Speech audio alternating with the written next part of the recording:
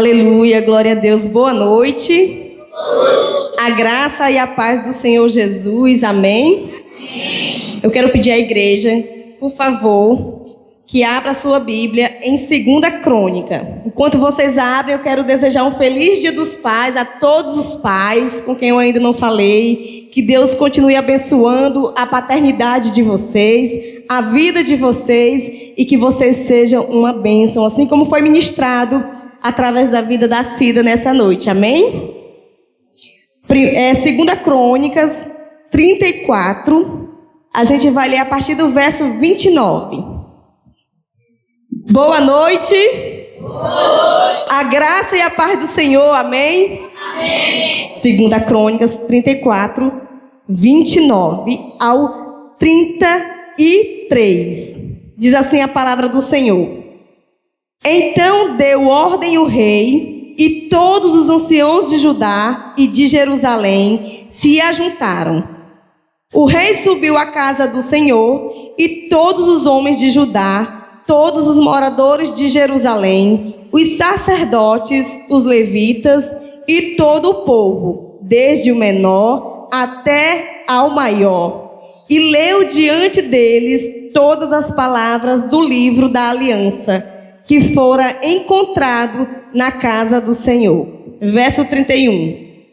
O rei se pôs no seu lugar e fez aliança ante o Senhor, para o seguirem, guardarem os seus mandamentos, os seus testemunhos e os seus estatutos, de todo o coração e de toda a alma, cumprindo as palavras desta aliança que estavam escritas naquele livro. Todos os que se acharam em Jerusalém e em Benjamim anuíram a esta aliança, e os habitantes de Jerusalém fizeram segundo a aliança de Deus, o Deus de seus pais. Josias tirou todas as abominações de todas as terras que eram dos filhos de Israel, e a todos quantos se acharam em Israel, os obrigou a que servissem ao Senhor, o seu Deus. Enquanto ele viveu, não se desviaram de seguir o Senhor, Deus de seus pais. Vamos curvar nossa cabeça e vamos orar. Querido Deus e amado Pai, em nome de Jesus, aplica, Senhor, essa palavra ao nosso coração. Que nós possamos, em nome de Jesus, compreender, entender, aceitar e colocar em prática aquilo que o Senhor tem nos ensinado. Nos ajuda a praticar com excelência. Em nome de Jesus, amém. Quando eu fui incumbida dessa missão, eu comecei a pedir ao Senhor uma palavra direcionada aos pais. Eu comecei a orar e pedir a Deus uma palavra que eu pudesse ministrar para os pais da igreja, os pais convidados e todos os quantos estivessem aqui. Aí o Senhor falou no meu coração: mas você não vai ministrar apenas para pai, você vai ministrar para o meu povo. E nesse texto que a gente leu, fala que do menor ao maior, todo o povo que estava ali, eles fizeram e reafirmaram essa aliança diante de Deus. E nessa noite a gente vai aprender um pouquinho com Josias. Josias foi um líder que permaneceu firme ao lado de Deus. Sua firmeza serviu de grande exemplo para todos à sua volta. Quando adolescente, o rei Josias amava ao Senhor e procurava agradar-lhe. Uma característica de Josias é que ele sempre foi temente a Deus. Desde muito novo, a gente vê que ele não se desviou desse caminho. Tinha Josias 8 anos de idade quando começou a reinar e reinou 31 anos em Jerusalém. Fez o que era reto perante o Senhor, andou em todo o caminho de Davi e não se desviou nem para a direita e nem para a esquerda. Isso está em 2 Crônica 34, 1 e 2. Josias começou a reinar ainda criança. Eu fico pensando nos nossos filhos. Aqui nós temos crianças de 8 anos de idade e eu fico imaginando essas crianças reinando, governando toda uma nação, com a responsabilidade de manter conduzir e encaminhar uma nação nos caminhos do Senhor. Nós sabemos que servir a Deus é um privilégio, mas no percurso da caminhada cristã, existem desafios que muitas vezes nos levam a tropeçar, cair, e desses tombos, vários deles nos deixam no chão. E para a gente se levantar, a gente precisa de alguém que realmente nos ajude. Josias, ele começa a reinar depois do seu avô e o seu pai. O seu avô, Manassés, ele era um homem que se desviou do caminho de Deus. E quando ele se desviou do caminho de Deus, ele levou a nação de Israel a pecar, a nação de Judá pecar, de tal forma que essa nação foi exilada para a Babilônia. A gente vai falar um pouco mais disso mais à frente. Josias, ele era filho de Amon, homem mau e que não temia ao Senhor. E era neto de Manassés, desse que eu acabei de falar. Manassés, ele fez o povo pecar e, como consequência, foram levados cativos à Babilônia. Josias, no entanto, decidiu ser e fazer diferente.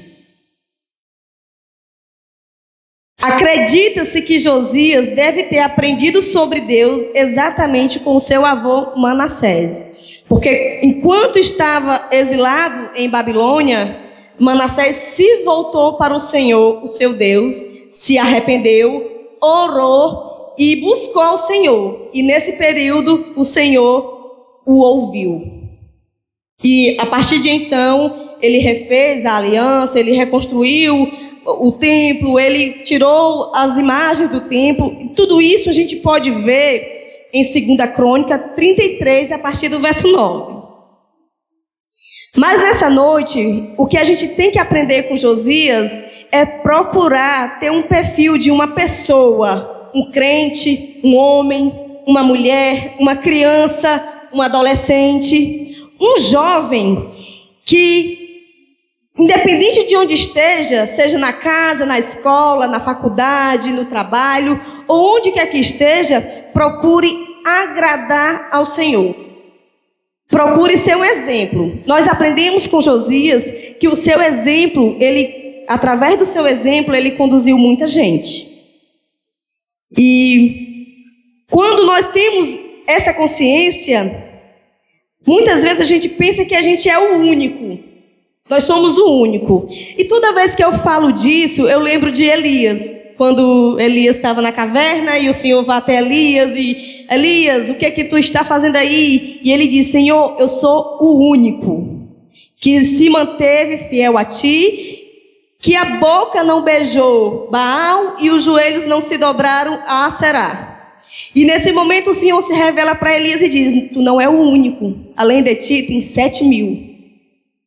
E você está no meio destes 7.000 que eu conservei. E quando a gente procura ter esse comportamento, esse perfil de pessoas que buscam agradar ao Senhor, a gente muitas vezes corre o risco de se ver o único no meio da multidão. E isso acaba nos desmotivando. Você é o único que procura fazer o que é certo. Você é o único que procura agradar a Deus na sua escola. Você é o único que procura acabar com os palavrões na sua casa. E de repente você se desmotiva por achar que é o único. E talvez você seja mesmo o único na sua família ou no seu meio relacional que já recebeu a Cristo. Então você é um privilegiado. E você pode, através dessa singularidade que há em você, que é o Espírito Santo de Deus, incentivar outras pessoas. Isso significa que você é o servo de Deus e que os outros estão aprendendo com você. E isso também significa que você deve ser a pessoa que, quando se trata das coisas do Senhor, é excelente. Ah, é só com as coisas do Senhor? Não.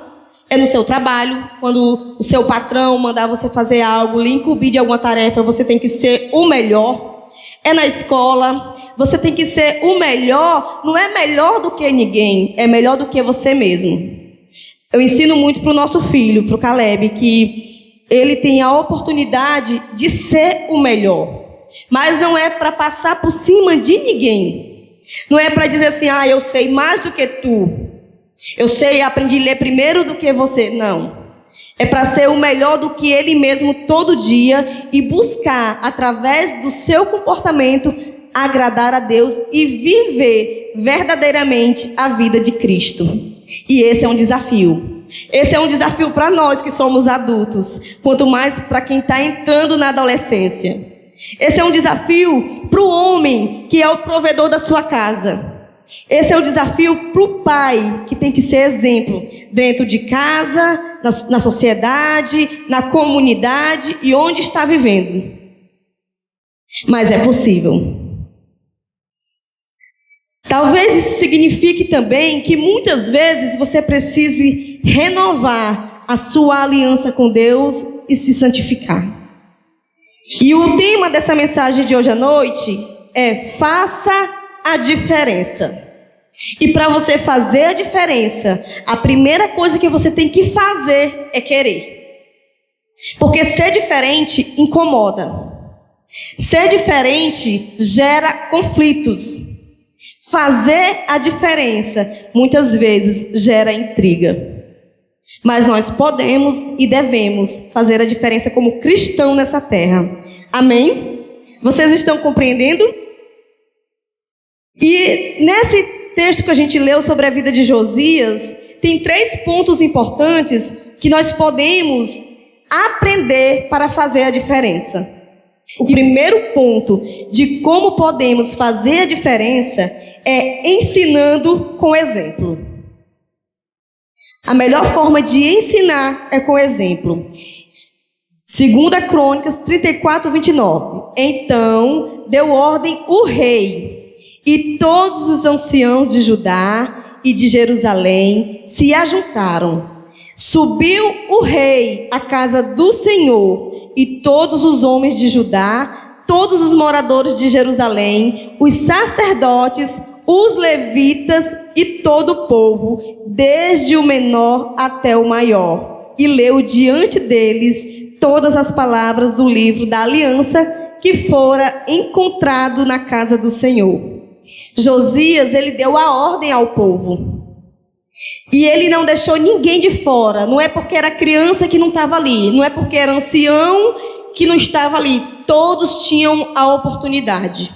E isso alegra muito o meu coração, porque a nossa igreja, debaixo do sangue de Jesus, eu faço parte de um grupo de ministério infantil, através de um curso de capacitação que eu fiz, juntamente com a pastora.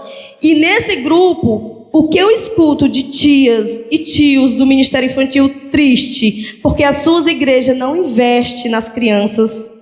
Igrejas que até têm condições, igrejas que têm espaço, que têm capital, que têm verba, e simplesmente escolhem não investir no Ministério Infantil.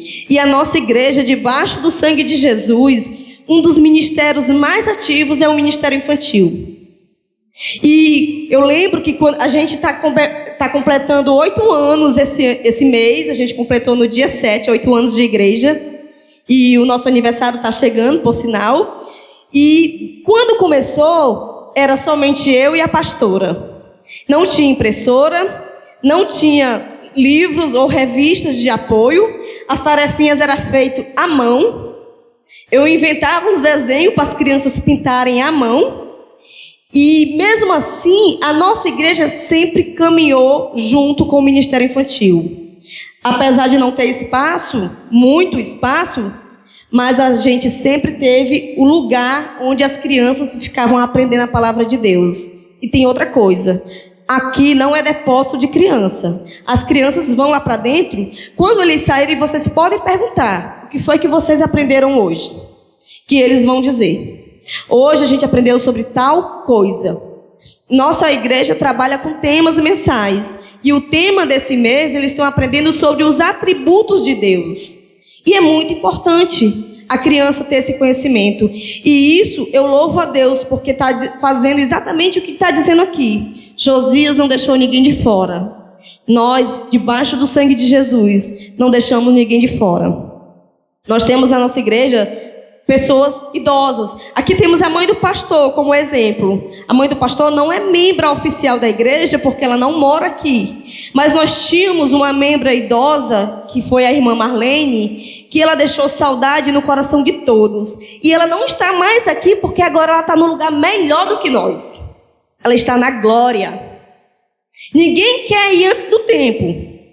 Mas eu tenho certeza que não há lugar melhor para se estar do que nos braços do Senhor. E nós temos a convicção que é nesse lugar que a irmã Marlene está. E quem chegar, a nossa igreja acolhe. Acolhe, ensina, discipula, se a pessoa assim quiser ser discipulado, ama, cuida e pastoreia. Nós fazemos o que a palavra de Deus nos ensina a fazer. Agora, muitas vezes, quem está recebendo, infelizmente, não está valorizando como deveria valorizar. Mas aí é outra coisa. Hoje nós vamos ficar nos ensinos de Josias. E ele foi até lá e leu diante de todos as palavras do livro da aliança. O nosso posicionamento como cristão é quem vai definir o que iremos passar para quem está nos observando. Ser crente não é só ir para a igreja. Ser crente não é só cantar louvores. Não é só falar em nome de Jesus. Hoje em dia virou moda. Todo mundo hoje em dia fala em nome de Jesus. Todo mundo hoje em dia tem uma igreja, vai para a igreja. Agora, ser crente de verdade é dar testemunho de crente. E é isso que nós temos que aprender e colocar em prática. Devemos sempre lembrar das palavras do apóstolo Paulo, que diz assim, em 1 Coríntios 16:13: Sede vigilantes, permanecei firmes na fé, portai-vos varonilmente, fortalecei-vos. O que é que ele está dizendo aqui? Se a gente tem que vigiar, é porque tem alguma coisa à nossa volta que pode nos tragar. Se nós temos que permanecer firmes na fé, é porque desafios virão. E desafios que não são fáceis de ultrapassar.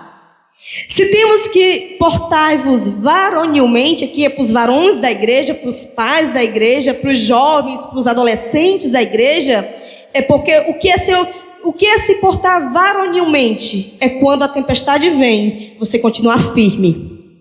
Mesmo que você esteja ali com medo. Mesmo que você esteja querendo desistir. Mas você vai prosseguir, porque é isso que a palavra do Senhor manda. E fortalecei-vos.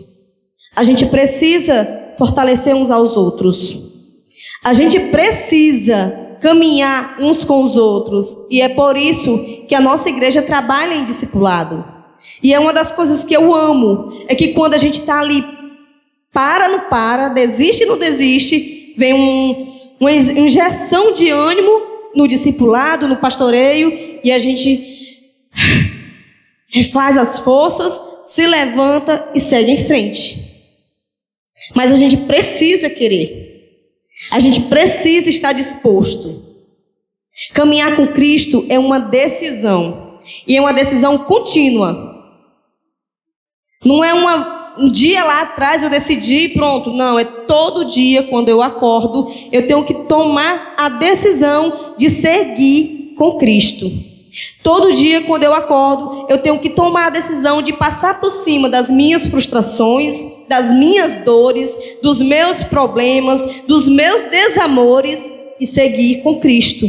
Porque Cristo passou por tudo isso. A vida de Cristo foi batalha em cima de batalha. Mas o que é que ele diz na palavra dele? Eu venci o mundo. Tenham bom ânimo. Se ele venceu e ele nos deixou o seu Santo Espírito para nos ajudar, para nos encorajar, para nos levantar, todas as vezes que nós precisarmos, nós não temos desculpas para não vencermos. O que nós temos é que levantar, sacudir a poeira e dar a volta por cima, porque a palavra de Deus nos ajuda e nos garante que nós podemos. A palavra de Deus nos garante que nós todas as vezes que nós cairmos e nós decidirmos, nós nos levantaremos. Fica no chão quem decide ficar no chão. Amém? Temos que ter cuidado para não agirmos como aqueles que afirmam conhecer a Jesus, mas as suas condutas não condizem com os seus estatutos sagrados, levando em consideração o que somos ensinados e como somos ensinados. Porque a palavra de Deus diz assim: pela hipocrisia dos que falam mentiras e que têm cauterizado a própria consciência. Tem pessoas que elas se acostumam com a mentira de certa forma que elas acreditam que aquela mentira é uma verdade. E a mente delas já estão cauterizadas e elas não conseguem mais mudar, elas não conseguem mais tomar uma postura diferente, elas não conseguem mais querer fazer algo diferente. Porque de tanto se justificarem, se vitimarem, se acostumarem com o que estão passando, sempre tem uma justificativa e a mente fica cauterizada. Tem uma história que diz assim: um homem caminhava pela praia quando avistou uma criança que se abaixava, pegava alguma coisa na areia e jogava no mar. Ao aproximar-se, viu que eram estrelas do mar que o menino jogava na água. Então perguntou: o que você está fazendo? Estou pondo essas estrelas do mar de volta na água. Senão, elas morrem na praia, respondeu o jovenzinho. Menino, disse o homem, com ares de sábio, há milhares dessas estrelas do mar na areia. Não dará tempo você salvar todas elas. E por fim, não fará nenhuma diferença você salvar meia dúzia. Infelizmente, as pessoas pensam dessa forma. Acham que porque o que nós podemos fazer é o mínimo, não adianta fazer. Mas se todos tomarem a decisão de fazer o seu mínimo, vão conseguir fazer uma grande diferença no final. Para estas aqui, fará muita diferença, respondeu o menino, mostrando sua mão cheia delas, e continuou jogando-as de volta ao mar. E nós? Nós continuamos fazendo o que nos cabe fazer? Ou nós paramos e desistimos porque a multidão lá fora está dizendo que não vale de nada? Uma vida que a gente ganha para Jesus faz a diferença. E na maioria das vezes, essas vidas são ganhas no silêncio, sem a gente precisar falar nada, mas dando um bom exemplo com as nossas atitudes. Muitas famílias são alcançadas através de crianças que, por virem para a igreja, por alguns atrativos que a igreja usa de estratégia, os pais começam a perceber a diferença no comportamento daquelas crianças e os pais têm curiosidade de virem à igreja. Se a gente parar de fazer porque a gente acha pouco, o mundo vai entrar em colapso. Porque a nossa missão como cristão é povoar o céu. Eu creio que aqui todos têm esse entendimento do que significa povoar o céu. O mar foi povoado com aquelas estrelas que o menino jogou. Ainda que ele não tenha salvo todas, as que estavam na mão dele foram salvas. E aquela espécie não foi extinta ou não será extinta, porque tem delas lá no mar para se reproduzirem. A gente precisa ter esse entendimento. Amém? A segunda coisa que a gente pode aprender com Josias sobre como fazer a diferença é assumindo o nosso lugar. Então, o segundo ponto é: assuma o seu lugar. 2 Crônicas 34, 31. Vamos ler? Para a gente recapitular o que diz? O rei se pôs no seu lugar e fez aliança ante o Senhor para o seguirem, guardarem os seus mandamentos, os seus testemunhos e os seus estatutos, de todo o coração e de toda a alma, cumprindo as palavras desta aliança que estavam escritas naquele livro. Nós precisamos assumir o nosso lugar. Hoje é um culto especial do Dia dos Pais, né? Hoje os varões que são papais estão de parabéns, estão sendo homenageados, têm o privilégio de estar na casa do Senhor. Eu acredito que não há presente melhor do que a presença de Deus na vida de um pai, principalmente se esse pai tiver um filho que ainda está aprendendo a caminhar nesse caminho. Então eu acredito que o presente melhor é estar aqui aprendendo mais de Deus, amém? Mas é claro que a palavra do Senhor não se aplica somente aos pais. Se aplica a todos que estão de coração aberto e ouvidos atentos para receber aquilo que o Senhor tem para liberar. E quantos aqui estão com o coração aberto? Quantos aqui estão com os ouvidos atentos? Quantos aqui vai tirar aprendizados da vida do rei Josias? Um rei que começou o reinar tão jovem e conseguiu se manter no caminho do Senhor. Que começar é fácil, se manter é que é o desafio. Principalmente quando vem o poder, vem as honrarias, porque um rei, ele é honrado. Um rei recebe presentes, tem riquezas, tem todo um percurso a ser trilhado. E o desafio não é começar a reinar seguindo a Deus, é permanecer no seu reinado, permanecer na sua jornada, seguindo o Senhor. Se tem algo que todo pai que se preza tem que fazer, é assumir o seu lugar de pai.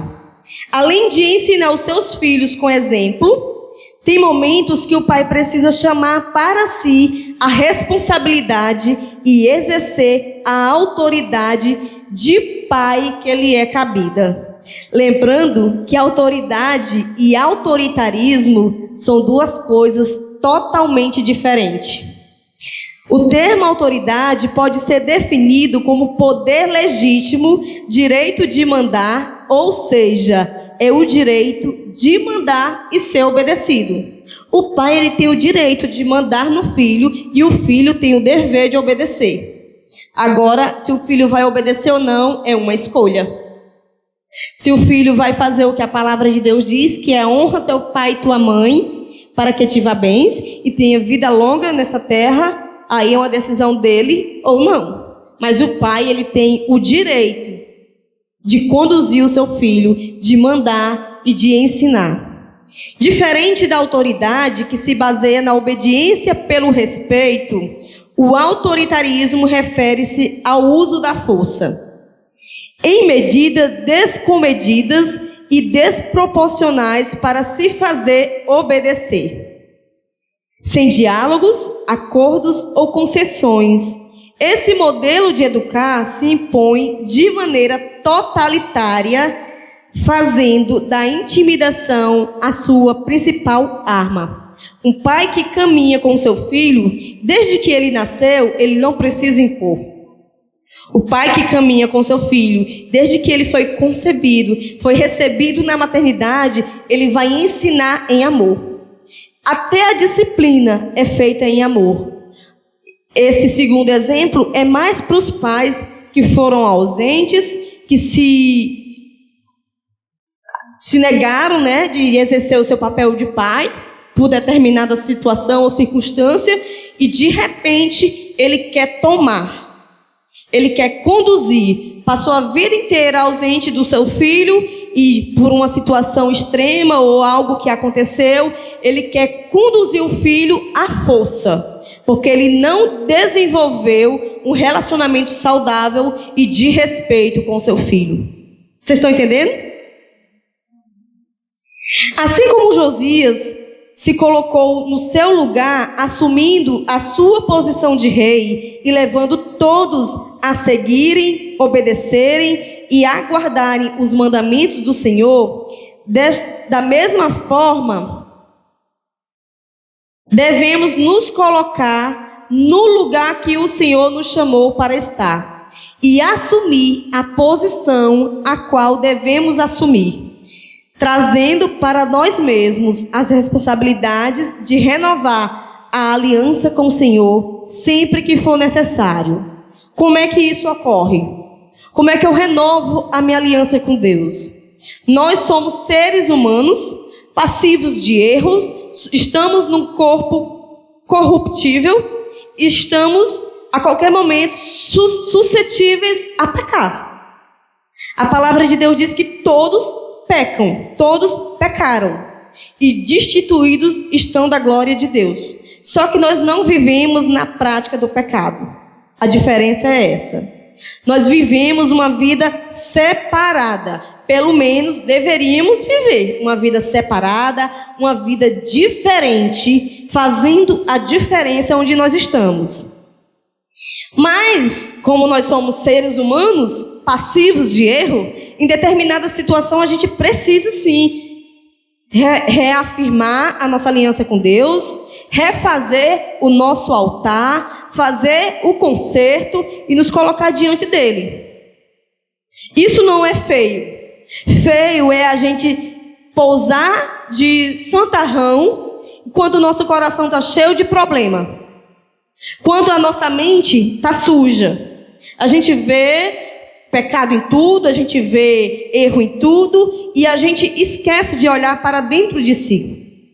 E muitas vezes a gente esquece de tomar essa posição de ser humano, errante, pecador e deixa de se consertar diante de Deus e perde a oportunidade de se reconciliar, de se realinhar, de buscar viver uma vida diferente e fazer a diferença. E com Josias a gente aprende isso, porque ele renova a aliança. E a palavra de Deus diz que desde os 8 anos de idade ele se manteve fiel ao Senhor. Então por que ele teve que renovar a aliança? Porque ele tomou para si a responsabilidade pelo pecado do povo. Ele tomou para si a responsabilidade pela idolatria do povo, porque ele era o governante daquela nação. Ele era o rei daquela nação. E ele tinha um papel, que era manter aquele povo nos caminhos do Senhor. E ele fez com excelência. Você que é mãe, você que é pai, nós temos um papel de manter os nossos filhos. Mas espera aí, Eudênia, o Senhor deixou o livre-arbítrio? Deixou. Mas para esse povo aqui, o Senhor não tinha deixado não livre-arbítrio? Porque a palavra de Deus diz que enquanto Josias viveu, o povo se manteve firme no caminho do Senhor. E a palavra de Deus diz que ele obrigou. Mas é legal fazer as coisas obrigado? Não. Não é correto, não é saudável fazer as coisas obrigado, fazer as coisas porque está sendo ali todo o tempo ali no chicote para fazer, isso não é legal. Mas enquanto ele viveu, esse povo se manteve no caminho do Senhor. E eu tenho certeza que no começo pode até ter sido obrigado. Mas o povo, depois que começou a caminhar com Deus, que começou a viver experiências com Deus, eles estavam felizes com o seu posicionamento. O problema é que a gente olha muito para as pessoas e esquece de olhar para Deus. E o problema também é que sempre que um rei morria, vinha outro. E no começo, os reis começavam servindo a Deus. Mas depois começava a vir a idolatria, a questão de várias mulheres com várias culturas diferentes. E isso trazia para si outros deuses e o rei se perdia do seu propósito. Mas Josias, ele se manteve fiel. Ele permaneceu no seu lugar. E ele foi abençoado por Deus por conta disso. E o desafio para nós nessa noite é exatamente esse. A gente se manter fiel todos os dias. É muito fácil ser crente dentro da igreja. É muito fácil servir a Deus dentro da igreja. É muito fácil ser amável com quem é amável com a gente. É muito fácil perdoar quem pede perdão. E ainda não é tão fácil assim, né? Porque liberar perdão é algo que requer muita disciplina. E muito mesmo agir do Espírito Santo. Mas quando nós não estamos aqui dentro, será que nós somos crentes de verdade? Quando alguém nos trata mal, será que a gente trata bem? Quando alguém pisa no nosso calo, será que a gente dá um pisão maior ainda? Ou será que a gente pede desculpa por ter colocado o pé no lugar errado, na hora errada? É desafio. Se manter fiel ao Senhor é o desafio. Todo começo são flores. Não é assim? Um começo de um namoro é maravilhoso. A gente não enxerga defeito, até o ronco é bonito. Até o ronco é agradável. Aí quando passa um tempo, que casa, que vem ali o primeiro ano, o segundo ano, qualquer coisa. De novo? Não podia fazer diferente? Todo começo são flores. E o começo da caminhada cristã não é diferente. Agora a gente precisa se manter. Porque é no desafio que nós recebemos o galardão de Deus. É no desafio que nós temos a oportunidade de receber a coroa da vida. Mas só depende de nós. Não depende de ninguém. Não depende do pastor, não depende do esposo, da esposa, não depende da mamãe, do papai. Uma das coisas que eu costumo muito ensinar para as crianças é que para o único lugar que a gente não leva ninguém à força é para o céu. Para o médico a gente leva, para a escola a gente leva, para o trabalho a gente vai à força, leva à força, mas para o céu ou a gente quer ir ou a gente quer ir para poder chegar lá. E só existem dois caminhos. E a gente precisa decidir enquanto há tempo. Para onde é que a gente quer ir? Para onde é que a gente está caminhando? O terceiro ponto, a terceira coisa que a gente aprende com a vida de Josias sobre como fazer a diferença é retirar as abominações. 2 Crônicas 34, 33. Josias tirou todas as abominações de toda a terra que eram dos filhos de Israel, e a todos quantos se acharam em Israel, os obrigou a que servissem ao Senhor, seu Deus. Enquanto ele viveu, não se desviaram de seguir o Senhor, Deus de seus pais. Muitas vezes aceitamos no nosso meio, ou na nossa casa, ou nos nossos relacionamentos, situações, atitudes e comportamentos abomináveis, porque não queremos gerar conflitos, ou por não querer desamores, e até mesmo pelo medo de desagradar pessoas que amamos. É algo sério isso. E eu tenho aprendido com uma pessoa muito preciosa, que eu até estava pensando esses dias, menino, quando se quiser uma opinião sincera, peça a uma pessoa X, que eu não vou dizer o nome, porque algumas pessoas conhecem. Mas se você quiser uma opinião sincera, e você pede a opinião de alguém, você tem que esperar receber o que a pessoa vai dizer e aceitar. Ou então nem peça opinião. E Josias, ele não teve medo de desagradar as pessoas. Ele retirou do meio das cidades dos filhos de Israel todas as abominações. E por que às vezes nós aceitamos dentro da nossa casa? Só para não ter conflito. Só para não ter contenda. Aí vivemos a falsa paz. Não, eu não vou fazer isso não, porque eu quero é paz. Até que ponto eu estou realmente querendo paz, ou eu estou simplesmente aceitando o erro, sendo conivente com o que não é certo e com o que não agrada a Deus? Até que ponto eu tenho que me calar diante de uma situação, de um comportamento, diante de algo que eu estou vendo, que aquilo dali agride os meus valores, os meus princípios, que agride o que essa palavra aqui nos ensina, que nós devemos lutar contra? Até que ponto?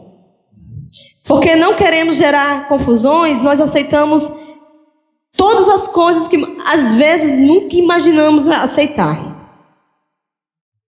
E nós esquecemos que as pessoas que nós amamos, elas não devem ser medidas, ou o nosso amor por elas não deve ser medido à base da nossa aceitação.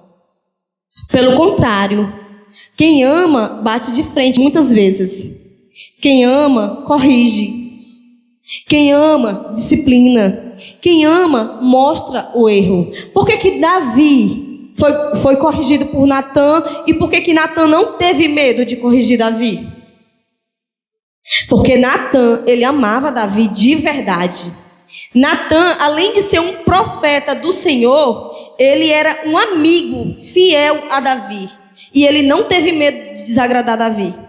Quando ele foi lá e confrontou Davi, mostrou para Davi o seu erro, ele poderia ter ficado com medo.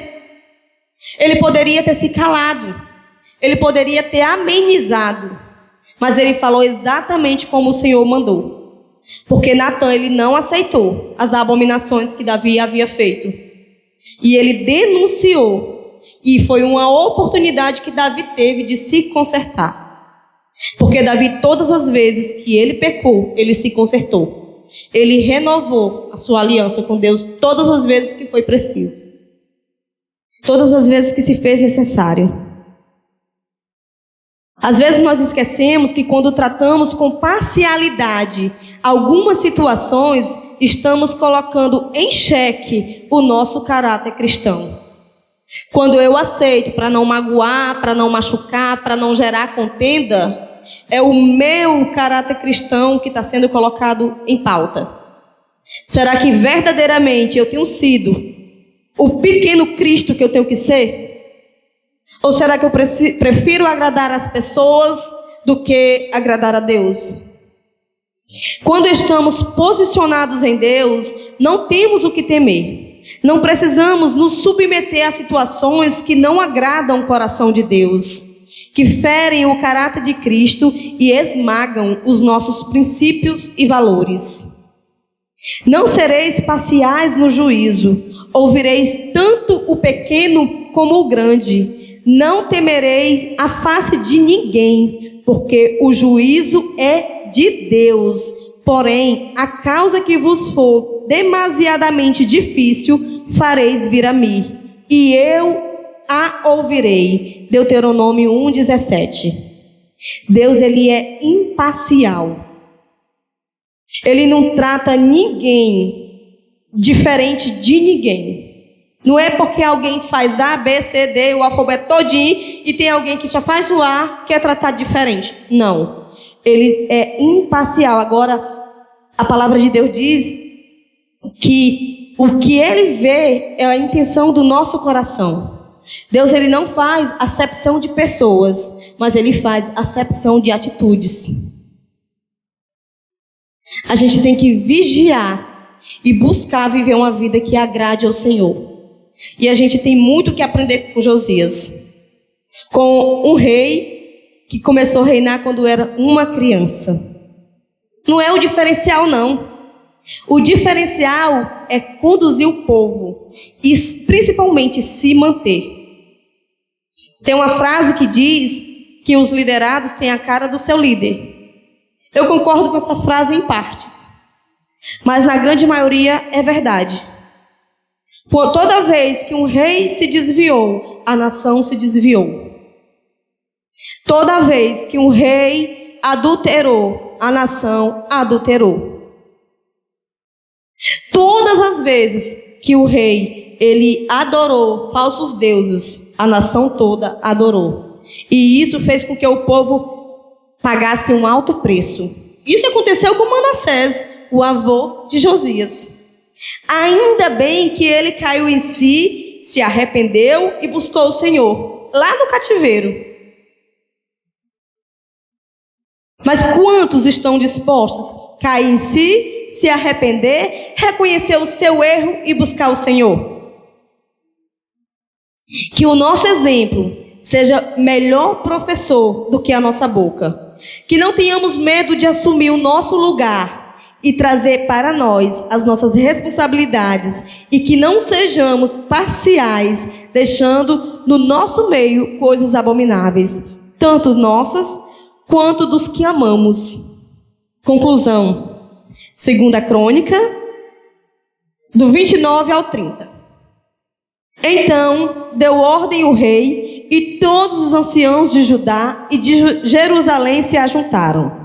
O rei subiu à casa do Senhor, e todos os homens de Judá, todos os moradores de Jerusalém, os sacerdotes, os levitas e todo o povo, desde o menor até o maior. E leu diante deles todas as palavras do livro da aliança que fora encontrado na casa do Senhor. Josias fez a diferença, renovou a aliança e conduziu o povo nos caminhos do Senhor. Ele foi um bom homem, um bom pai, um bom líder.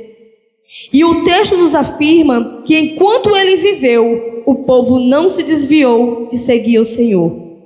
O legado de Josias foi deixado para o próximo rei. O que ele fez, a gente precisa estudar as escrituras para saber. Enquanto Josias viveu, o povo serviu e adorou o Senhor. E não foi de qualquer jeito, de todo o seu coração, de todo o seu entendimento e de toda a sua alma. Vocês lembram disso? Quem é que diz que a gente tem que servir assim? Jesus. No Novo Testamento, Jesus nos ensina que nós devemos amar o Senhor, nosso Deus, de todo o nosso coração, de toda a nossa força e de todo o nosso entendimento. E sabe quando é que nós provamos que nós amamos o Senhor? Quando nós obedecemos a sua palavra. Então, faça a diferença.